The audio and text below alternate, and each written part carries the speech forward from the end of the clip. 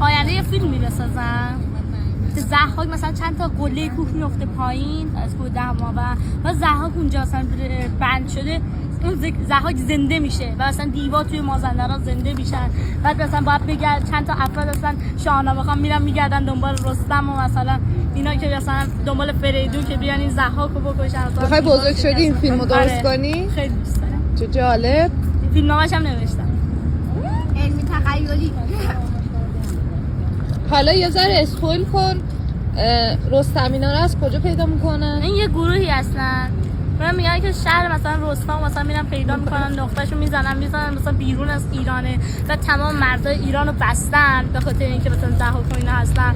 پدر مصری به بچهش میگه که ما در گذشته امپراتوری خیلی بزرگی داشتیم. الان جون گوش میدی؟ بله. ما در گذشته امپراتوری خیلی بزرگی داشتیم. یک فرد عربی به بچهش میگه ما در گذشته پیامبران خیلی مهربانی داشتیم. پدر یونانی میگه ما در گذشته دانشمندان خیلی خوبی داشتیم. حالا پدر ایرانی میگه ما کشوری داشتیم که مثل رومیا در نبرد از ما شکست میخوردن و قبل از اعراب خدای یکتا رو میپرستیدیم و یونانیان در ایران تحصیل میکردن، دانشمندان